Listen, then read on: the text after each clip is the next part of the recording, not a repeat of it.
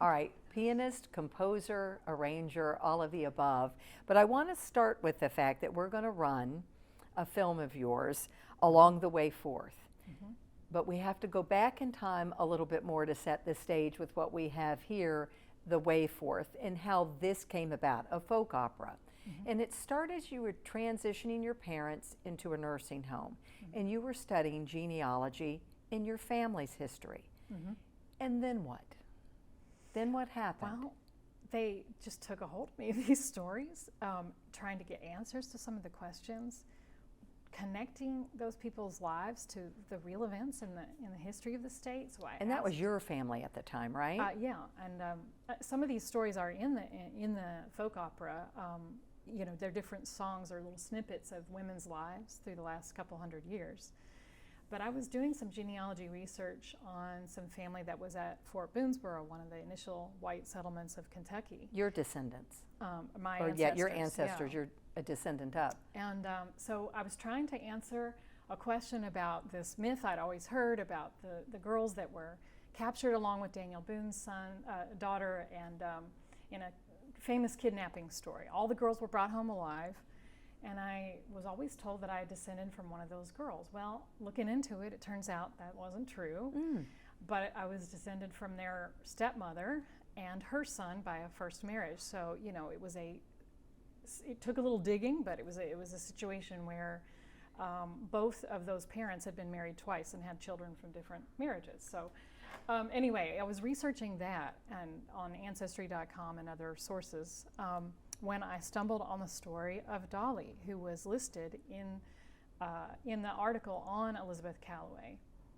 And Dolly was an enslaved woman who was enslaved to Elizabeth's husband, Richard Calloway, who was one of the settlers of Fort Boonesboro. So at that point, Elizabeth's story just wasn't nearly as interesting to me as finding out, wait, Dolly was in this settlement from the very beginning? Wait, why have I never heard of her? And how can I find out more? And it was very difficult to research and to get much information. But, so that's when the journey began. So it was this woman who turned your head with Dolly at mm-hmm. Fort Boonesboro. Mm-hmm. And tell us what you started to uncover about her. So she was an enslaved woman mm-hmm. who was with that expedition yes. with Daniel Boone and then ended up coming into Kentucky. Mm-hmm. What was her role in that expedition? Well, she was enslaved to Calloway, and she was brought on the journey with his party, which was really just accompanying Boone's party. Boone was hired to actually form the road from the Cumberland Gap up to the settlement site. Calloway had his party because he was interested in settling land, but she was a cook for his party, and I think probably a cook for the entire party. There were only 2 women on that expedition. So she was largely responsible for cooking and meal preparation. And I would assume also everything that goes with that, which is the packing of the animals, the preservation of the hides for all the fresh, animals that they were harvesting in order to eat along the path. It was a 3-week journey from Watauga in Tennessee, where there had been a treaty, quote unquote, with the Cherokee Nation to purchase access to this land. So it was 3 weeks from that location to the location of Fort Boonesboro. I can't even imagine when you think about that. And then they get to Fort Boonesboro. So then Dolly kind of takes over your life, really, right? Dolly's been part of your life for how long? Well, I was researching all these different characters that are in this folk opera through 2015 and 2016, and I wrote a song about her right away, because I learned that she did have this son, Frederick, who, as it turns out, I think is the first child born in Fort Boonesboro. He was a mixed race child, so that indicated heavily that he was likely sired by his owner, which was a common thing at the time. And if you go back on the calendar, you realize that maybe he was even conceived on that expedition. Wow.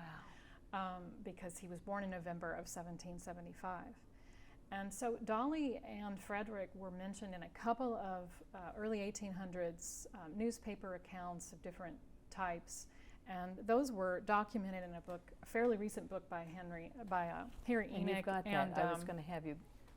Harry Enoch and Anne Crabb. So this is where I learned about Dolly. It's a book I got at the Fort Boonesboro gift shop. But in researching more about her, I ended up contributing to their next book, which was The African Americans at Fort Boonesborough. So their research was critical to being able to follow her story, because I didn't know about her. I was researching my white ancestor, and I quickly detoured into researching Dolly's story. So that journey then took you to your folk opera, The Way Forth. Tell me about the name of it, first of all, and then we'll talk about Dolly and how she informed it. Well, I was researching and writing lyrics for different people through different mostly women, different time periods through Kentucky history. But I was so interested in that initial chapter of the white settlement of Kentucky. The Wilderness Trace is often what we refer to as that path that Boone helped to cut from the Cumberland Gap at Tennessee and Kentucky border up through into Kentucky, and I've always thought that was a great image. And it also really echoes the Kentucky River, this sort of winding path.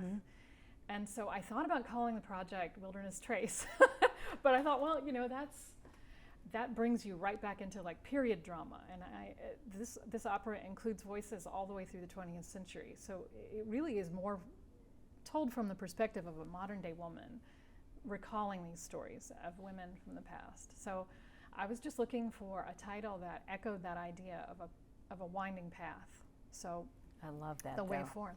And tell me what it was about Dolly that just resonated with your soul, that you thought, I have got to help be the voice of and tell this try story. To get her story out there. Well, it's just remarkable to me. She's one of two women. She's enslaved. She's probably at best 15 years old. She is living in this terrifying chapter of history where she's not only, enduring the trials and the violence of being enslaved, but she's on an expedition where they were raided many times. It was dangerous. It was, in the wilderness, and who knows what lied ahead. And she stayed alive into her 80s, we think. She had a long life, but enslaved. And I wanted to know more about what that life was, because it was entirely spent with my ancestor.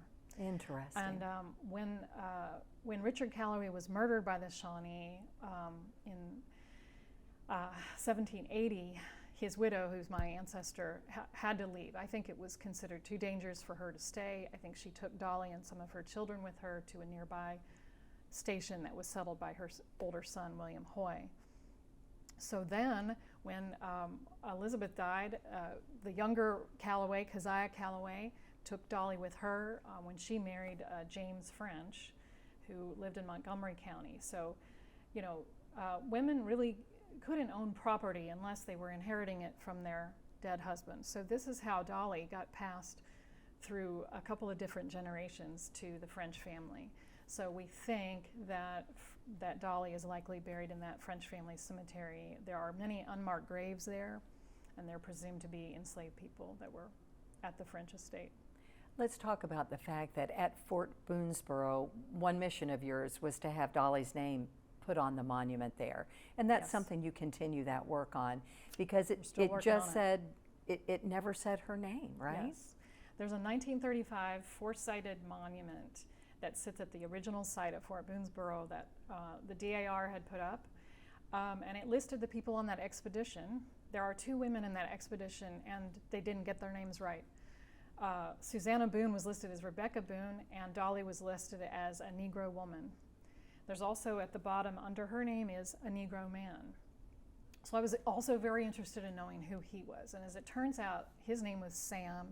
He was enslaved to a Captain Twitty, and Sam and Captain Twitty were murdered in a raid near the Richmond area on the way up to the fort. So he never made it. They never made it to Fort. So then along the way forth is what we're going to show at the Fraser. Yes. Tell us what that is. It's about 30 minutes. What is that going to tell people about? Well, that is the title I've given to this film, the parallel project. And the excerpt that you're going to show is called Unraveling Dominion, in part because that's a lot of what creating this piece has been about, is understanding the forces of the patriarchy, the old world traditions of ownership, enslavement, and how these forces really formed the state of Kentucky. So trying to unravel those different components of Dominion is what I'm showing in this film that we're going to share at the Fraser. What are you hoping the takeaway is to patrons who see it? Well, I hope they'll be able to really learn specifics about Dolly's story, about her son Frederick, and the Harts, which is her grandchildren, Henry Hart and his family, and they're a very musical family, so there's a lot there. We're going to get to all of this learn. that you brought. So they'll learn the specifics about the family that through the generations really is just this beautifully American story. You know, it's all the components of life from slavery to freedom. And moreover, that they can process it in a way with the music, with this sort of interpretive footage that helps them maybe to understand the story better and also look for those stories elsewhere. They're everywhere. These kinds of stories are hidden everywhere. But they are hidden, like you said, and until we do that research like you did in your due diligence to educate ourselves and really, I guess, kind of put the microscope on history Yes. and what we're taught and what we're not taught, whose Exactly. names we know, who we don't know, and why. Right. And to really question, you know, when you do go to a historic home or a historic site or you see a monument, are you getting the full story? You know, I mean, we clearly aren't. We know we aren't getting that full story in a lot of the places that we all visit, if you're interested in history or national sites. And so I think it's up to all of us to advocate to get the full story. And it may require years of work and research and lots As of we people have coming witnessed, together right? to, you know, to, Well, to I put the story together. But Yeah. let's talk a little bit about this. We're Sure. going to kind of stand. So you brought this map here, and so this kind of just tells us, so where do we think that expedition started there on this map here? Well, the expedition really for Dolly and Colonel Calloway started in North Carolina where they were living. And their initial destination was in Watauga at the Sycamore Shoals location to meet with the chiefs of the Cherokee Nation and the Henderson Party, that was the land investment party that was trying to buy what amounted to 2/3 of Kentucky. Wow. 20 million acres of land. So I got very, very derailed on this project just reading about that. So one of the things that people will hear in the Fraser film is a song called End of Dominion that details this land grab. It was called a treaty, but it was not. It was an intimidating land grab. These investors were not going to take no for an answer. The Cherokee chiefs knew that if they didn't sign the treaty, there would be violence, and there had already been a lot of violence, so essentially it was a meeting to surrender this land. So they were just Down south here. of the Tennessee border, Kentucky and Tennessee border in Watauga, and they came up, this is the Cumberland Gap, which we know as being one of the only land formations that allows people to really get through from the Tennessee to Kentucky border without going over the mountain. So the Cumberland Gap is the starting place for a very ancient trace that was used by animals and ancient peoples. A Thiawaime or something, I never say it right, but I've got it in the film. It's an old trace. But part of what Boone was hired to do was to improve the road, especially from this section on. And that leads up to the location of Fort Boonesborough at the banks of the Kentucky River. Right here. Okay. So, you know, this stretch of the wilderness trace had been used by white explorers a good bit, by native peoples and by animals for many centuries. But it was more this stretch in here that was being developed so that this land in here could be sold And to then white settlers. I want to show this because this is a depiction of what Yes. Dolly may have looked like. And you helped inform this, right? Because you Yes. ended up through genealogy finding some of her descendants. And then based on that said, let's think about this. So tell me, who is the artist here? The artist is Audrey Menifee. She's from Atlanta, Georgia, or that's where she's living now, and she was hired by Lamont Collins and the Roots 101 Right. Museum to create this painting Wow. of Kentucky, one of Kentucky's first African Americans. So I worked with Audrey because she didn't know anything about the story, and she wanted to make sure and get sort of the components of the story right. So I provided her with images With of the tools that would have been used at that time. Yeah, we talked about, you know, the setting. This is the fort here. We know she was young. Young, and we know she was pregnant. Would have been the late summer, early fall. She gave birth in November. So we wanted to really tell the story showing her for who Right. she was. Can you imagine doing all the work she was doing, No. also pregnant? She's one of the only women living in this fort. I think a lot of the women family members had arrived by that time, by September of 1775, but I know we we wanted were, to have some way to imagine what she might have looked like. So. and you did that. You were help informed by that with these Yes. 3 pictures. So we should say her son was Frederick, and then this was Frederick's son, correct? That's Henry. right. That's her grandson, Henry Hart. And this is the only known photograph of Henry Hart, who was a violinist, band leader, performer, Wow. published composer.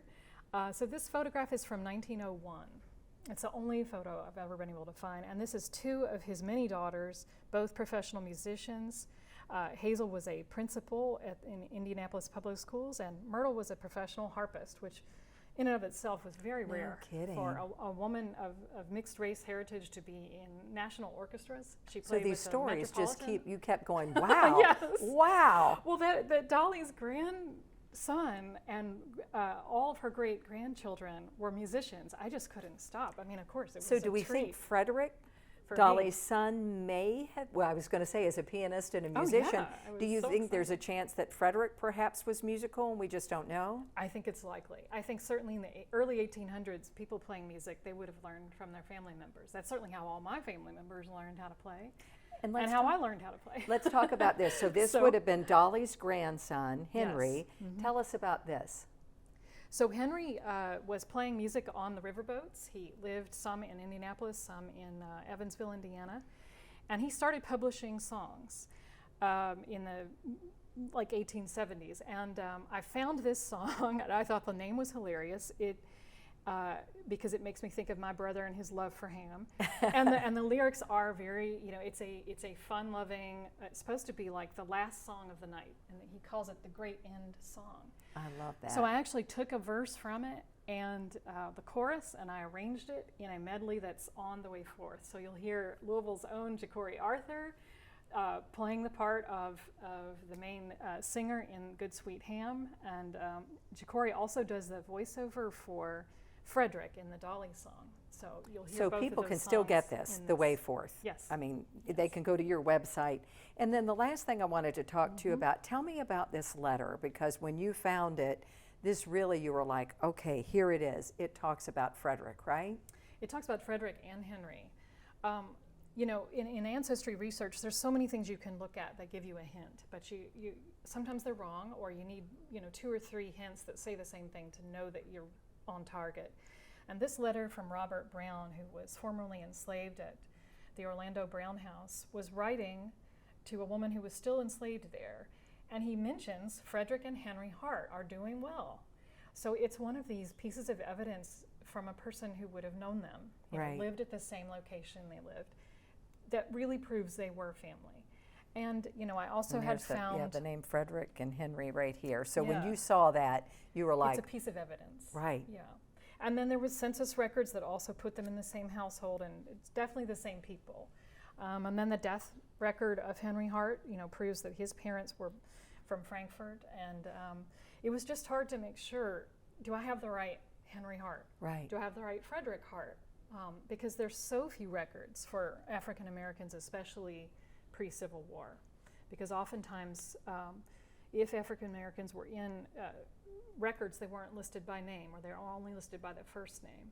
So it's very, very hard to find that information pre-Civil War. And So the this one was a thing really good piece of that you evidence. said at the end, though, that was so tragic when you read it, it was basically him asking Millie just to go ahead and see if they would sell back his wife and child to Yes, him, so right? he's asking Millie, who's another enslaved woman, would she please send a message to their owner, Orlando Brown, that his offer is $750 for his wife and children. So Robert already had his freedom and was living in Chatham, Canada. So presumably he knew this would probably work out. I think that Orlando Brown had been manumitting different slaves from the property, and Frederick Hart was one. Frederick was manumitted probably in 1835, and then he paid the manumission debt for his wife, Sarah, or Judy, and for their children, Sarah and Henry. So he worked as a carriage driver to pay off the debt Wow. to buy his own family. which is essentially what Robert was doing. And the last word that just always comes back with every one of these conversations and has with you, reckoning. Oh, absolutely. I mean, is that the word that you think, like, we're all wrestling this and Yes. where we go and what we Absolutely. do with all of this information, like with Dolly? What has been your reckoning, do you think, with all of this? Oh, I'm still in it. You know, I think part of what I wanted to know was the full truth, not just the story that served someone else's purposes. I want to know really what happened. What were the women doing? Women were so often left out of the stories because it didn't serve the storyteller's purpose. So for me, it's part of getting real and being able to look the truth in the eye and in the facts and just be with that. And to continue to share what I've learned and to make sure it's as accurate as I can be. I mean, that's why research has sort of consumed a lot of this project. Is I don't want to be telling a story that's inaccurate. I want to know as much as I can about it. And I'm sure that there will still be more to come out. I'm still learning a lot about Henry Hart and his daughters, and I've met some of the descendants, and the story's still going. Right. So it's But very it began meaningful to here me. Yes. and with Dolly. And it's incredible, but there's there are these slivers of information that we could put together to tell her story. So thank you for helping to share that with people. And we can learn more at the Fraser with your film. Yes, Thank you so much. you.